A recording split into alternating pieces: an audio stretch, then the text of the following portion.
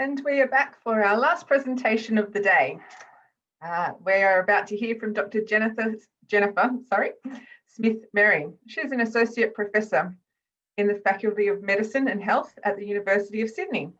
Dr. Smith-Merry has strong connections to academic, policy and service audiences in Australia and internationally.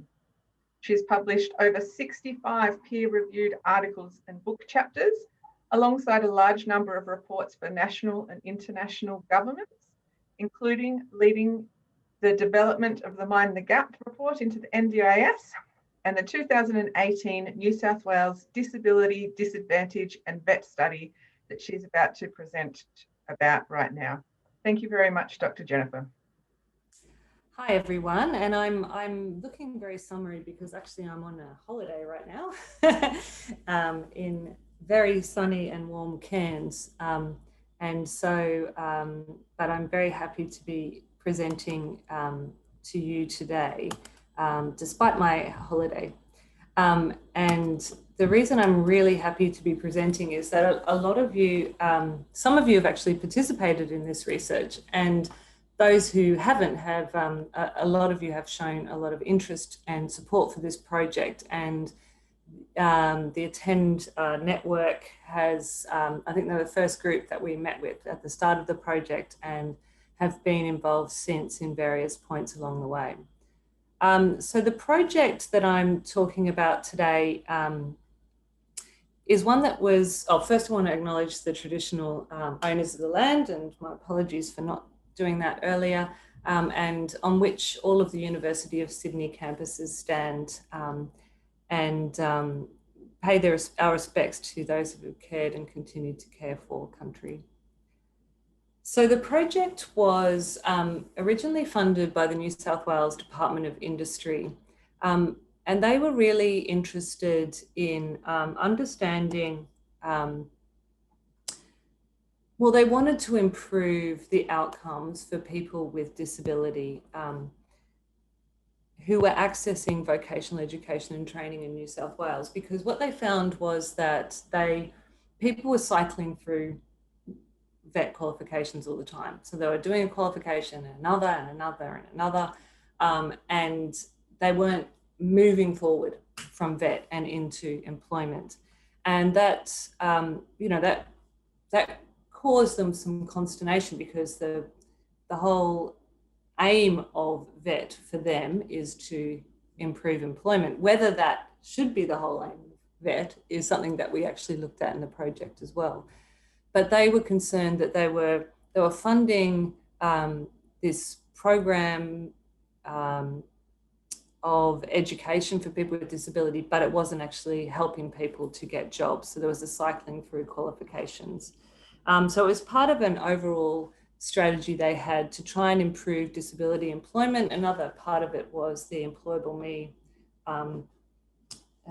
series that a lot of you would have seen on ABC, and various other programs. But they were really driven by this interest in improving employment outcomes for people with disability. But they're also interested in disadvantage more generally. And so while we looked at disadvantage very broadly, we focused in on disability as a case study. And so they're interested in what the skills and employment outcomes were from people's engagement with vocational education and training, and how can Smart and Skilled, so Smart and Skilled is the funding framework that sits above vocational education and training, and it funds fee-free courses for people with disability for qualifications that Smart and Skilled lists. So they wanted to improve engagement and outcomes. So there was also, as well as this cycling through courses, there was a higher dropout rate of people with disability and disadvantage from vocational education and training too. So they wanted us to find out what was happening. So we started off with a literature review to see what had been done already, because there's no point in having a research project that reinvents the wheel. And there has been some really good and important vocational education and training research that's come out of Australia, particularly from the VET the NC Vet team.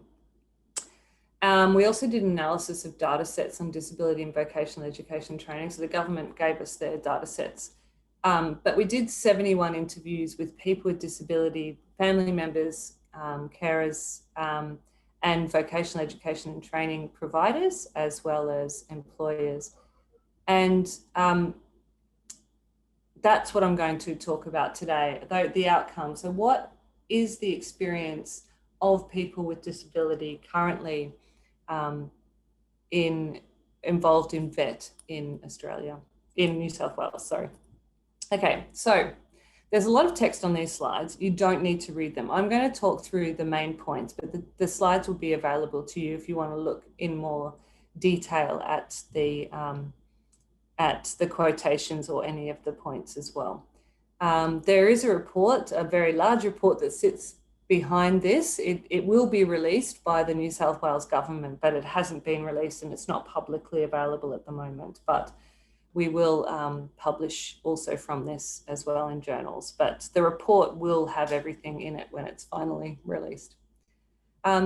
So we found that when we talked to people with disability and family members, they were actually very positive about their experiences with VET. They really found that they got a lot out of the experiences. They really appreciated the fee-free courses that were provided through Smart and Skilled. And they found that the courses were stimulating and interesting and did provide them with the skills that they wanted. I'll get to the bits that need to be improved in a minute. Students chose VET because it allowed them to test different career paths and interests without without basically paying out a lot of money. And people often came to VET without a really clear idea of what they wanted to do. Now that's sort of a problem. People need to be able to know what a course entails before they start on it. But people felt that it gave them flexibility and they could start something and work out whether it was for them or not. It allowed students to build their skills gradually. So going through different certificate levels, they were able to build up skills in areas that they didn't have, that they hadn't got through schooling or other experience. There were flexible learning pathways and a low bar to enrolment. So they were not, they, for example, didn't have to get a HSC result. A more problematic reason is because Disability Employment Services or Centrelink might request it. So people were sometimes going into vocational education and training not for themselves, but because they were being requested to by Disability Employment Services or Centrelink as part of a mutual obligation. What we found was that in the enrolment process, disclosure was really important for getting the right supports. So that came from both the vocational education specialists and also people with disability. So for the people working within VET, basically if people weren't telling the staff that they had a disability, then they weren't getting the right supports, and they might be finding out down the track when people were already failing. And that experience of failing might mean that people drop out or feel that they are not being successful. Sometimes it was months down the track and they were not finding out. And that meant that the staff felt bad because they weren't able to actually assist people who genuinely needed assistance. However, people with disability were sometimes very reluctant to disclose at the point of enrolment. And that was because of stigma in society. They didn't want to be stigmatized by their classmates. They didn't know what they were going to get if they disclosed disability. Some people had had poor experiences where they had disclosed disability in the past, but they hadn't actually got any real assistance. And so they thought, well, what's the point in disclosing? Well, they felt that they hadn't got any real assistance. So people are avoiding telling for those reasons. When people were talking about what they really liked about vocational education and training, from their own perspective. So it was about the effectiveness of personalised support. So feeling that vet staff were really understanding who they were, understanding their learning needs, and then building a relationship with them, but also building a relationship with students as well, where the whole class was sort of supporting each other, whether they have disability or not. They enjoyed the vocational outcomes, so not being, I suppose, distracted by other things and having this real vocational goal in mind. Where accommodations were accessible, they found it really helpful, but also people talked about being introduced to new types of assistive technology and being helped with using them, which was generally helpful in their lives beyond their education. Disability support provider staff working in vet who were doing the organisation of materials, they found them very helpful, and also exposure to work. So that was really something that came across really, really strongly, that the exposure to work that some people got through their vocational education was invaluable, because a lot of people with disability were coming into the qualification with no exposure to work at all. So they felt uneasy then to take the next step and go into employment. So it was very helpful to have that as well. So the key things here are relationships, personalisation, and links to employment.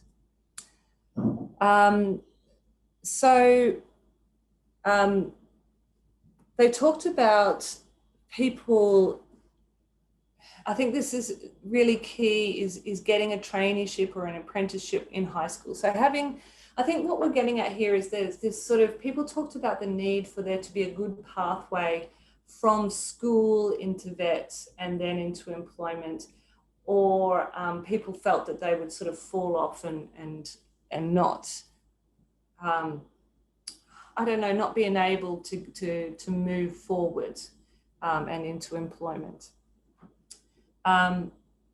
But support for course choice was really needed. And I talked about that before. So people, because there's an online enrollment now, a lot of people are not getting any sort of support for course choice. And where they are getting support, it's often coming from places like Disability Employment Services, who may not have, maybe sort of ticking off numbers of people that go into a qualification or a certain level of qualification. So it might be driven more by them than by people. And that came across in our interviews, unfortunately.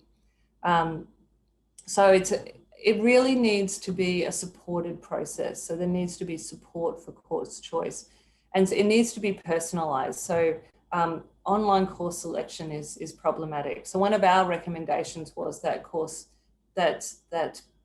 they have more opportunities for in-person course choice and familiarization of what the course will actually entail. And pacing and accommodation was really important. So where it wasn't offered, this was a real stumbling block. And there really needed to be pacing of courses. So people talked about when we think about disability, often we only see disability, but actually there's a layering of disadvantage that people have to deal with often. And so it became more problematic for people to finish courses when they not only had disability, but were living in poverty, and that made the fee-free nature of the courses really important. But it also meant that there were other stumbling blocks that people had, such as accessing computers, for example, and that's for remote learning. That really means that people with disability can be locked out of vocational education and training. People who are from non-English speaking backgrounds, or who themselves have caring responsibilities. So for example, people with disability who are also caring for children. So this could limit their involvement in vet. And then other stages of life were tricky as well. So I think we need to think about this layering of disadvantage, not just see, okay, there's a person with disability, so we deal with their disability. We need a personalized approach that can actually just deal with the layered nature of disability. So really individualized approaches. Also, I think that the next quotation is about stigma and discrimination. So they don't believe that they can do it. Again, that's out in the community, and I'm quoting here. It's all that stigma and discrimination, all that sort of thing. It erodes the belief that they can do it. So a lot of people come into vocational education training with all of this stigma and discrimination that they've had to deal with through schooling and through the community. And then, so there's a lot of self-doubt about being able to do the qualification. Staff were really predisposed to help people. So people felt that staff were trying to do their best, but they needed more expert guidance in some ways. So people were not getting, people were not getting qualifications in disability, or they weren't getting any sort of training in disability, but then they were having to sort of make do in the classroom. And also being in a rural and regional area was the system doesn't work in the same way for people with disability. There were some benefits in that people could be more connected to the community, but living in a rural and regional area, people didn't get to pursue the courses that they wanted to do, and they weren't able to travel to big cities often to be able to do that qualification. So this quote here, they said you need to do a 3-year course to become a florist. I did think about that, but they said it's not done in Bathurst. You have to go to Sydney.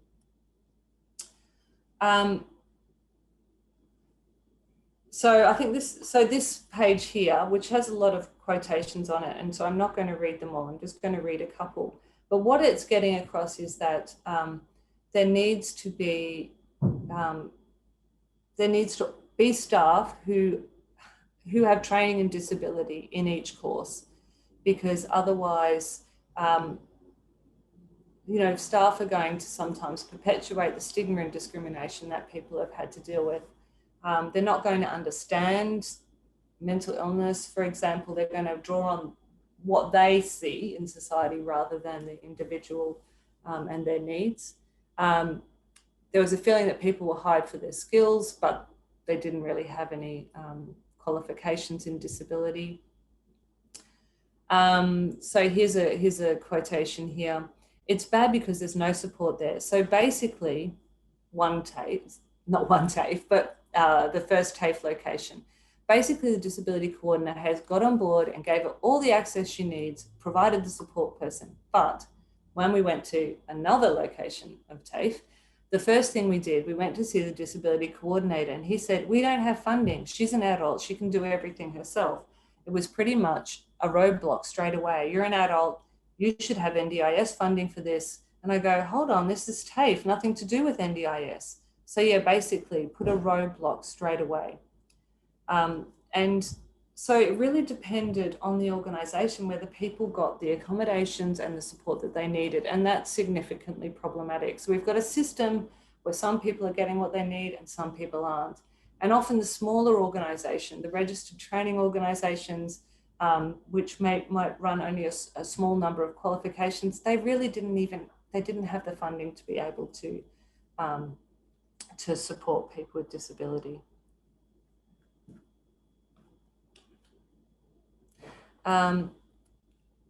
So connections between schools, local communities and vet organisations are important for involvement and individualisation. So this really came across in all parts of the study. So connections were essential for getting people into vocational education and training and the right course. So they had to be good connections between, say, disability employment services, Centrelink, disability services and vocational education, or schools and vocational education and training. Plus, to get people into employment, there needed to be good connections between disability support services, vocational education providers and employers. So we need to see these connections being built up more around the system. They exist in some areas, and this is where I think in rural areas there was a benefit. because there was a smaller community, so people were more connected already. And then, but in some areas, it just wasn't happening at all. And there wasn't that connection. And people were saying, okay, well, we don't need vet providers were saying, well, we don't connect with disability support providers because that's all done by the NDIS, or that happens in the individual's personal life and we don't connect with them. So that was problematic as well, particularly as a lot of people don't actually have access to NDIS as well. So for rural and regional issues, few courses were available and there was limited flexibility.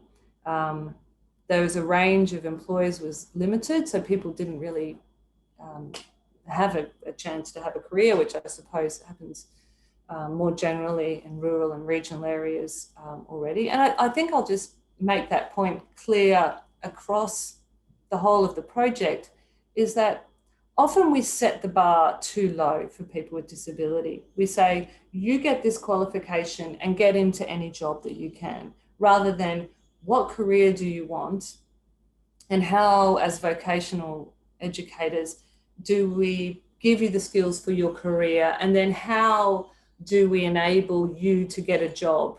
So how more generally in the employment space is the government enabling people to go and with disability and follow a career.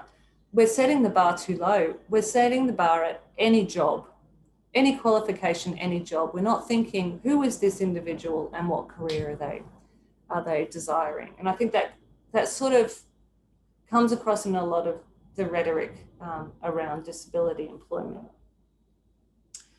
And for people in rural and regional areas, there was a long wait for supports as well. So people weren't getting supports, and that was basically because the support services were way too stretched. And there's a quote here: teachers certainly are quite skilled at all of that, but if it still can be difficult. You're in Bathurst with 10 students and you've got 2 in Cobar, 2 in Bourke and 2 in somewhere else. It's very difficult to provide support. Okay, so what did we recommend based on this? We recommended collaborative networks be developed and that the government work out how to fund that. That there was more a universal or inclusive design for learning so that people didn't have to disclose. So it's problematic. We'd say, you've got to disclose so we can offer you supports. What we should be doing is offering supports that are generally good for accessibility and that people can use those supports if they don't want to disclose. Peer support. So using peer support more as a model throughout the system so that people can visualize other people with disabilities succeeding in their qualifications and then, sustaining other people through their learning as well. Training in disability for all staff. In fact, this was so important, and it will stop, the patchiness as well. Increasing work experience, because that just came across as so essential. So I'm not looking at it in this presentation, but our employment data really showed that work experience was very essential for people ending up getting a job, but it was also essential for the employers as well. So when employers have had the chance of having someone with disability in their organisation, they're more likely to employ people with disability on an ongoing basis. Having centres of excellence and local champions, so that are able to foster or develop new ways of disability education in VET, and show that off to the rest of the system, show how it's done and enable that to be developed within other organisations. And the government as a provider or contractor of regional supports for local areas to ensure equity and access of support. So what I mean by this is that because some organisations are just so small that they cannot sustain disability support staff, what we might need to do is have regional supports that might be based in, for example, a TAFE, that can then be accessible to students in a region who might be not students of that TAFE, or provided not through a TAFE but through some other organisation, who then is able to support students so that they're getting the support that they need to get through their qualification, whether they go through a small organisation or a large TAFE, or whether they're in a regional or a rural area, so that we don't have this really uneven access to support. So what did we come to in the end? Well, the government has a lot of tools available to it in the vocational education and training policy space, I suppose. I don't like using that word, but yeah. So the government can do a lot of things in relation to vocational education and training, but what it doesn't have the ability to do much for is employment. So that's the really tricky bit. So we can set up VET so that it's fantastically supportive of people with disability, but unless we work really creatively to get the employment market right, it's only going to be one part of the puzzle. So I'm going to end my presentation there. I hope you've enjoyed it. If you want to get in contact with me, if you want to get in contact with me, and I'll let you know when the report is available. If you want the slides, let me know. Thank you very much, Jennifer. We actually had a question in the chat box from Brendan, and he was wondering if your research covers RTOs as well, or just TAFE? It does indeed. So we did an equal number of RTOs and TAFE interviews.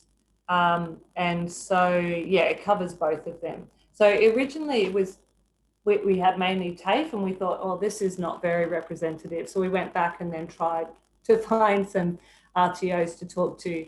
I think maybe one of the things that may skew the data a bit is that RTOs who are very small and actually weren't very interested in disability, we wouldn't have been chatting to them because we wouldn't have been able to access them. So that's a limitation, I think, that you need to consider. Thank you very much. Really insightful. I love qualitative research to hear the voices of the problems that are being experienced by the people that are experiencing them. And then so important to use that in basing our solutions. Thank you very much for sharing with us. And as I can see in the chat box, there are definitely people who are interested in seeing your report once it's finished.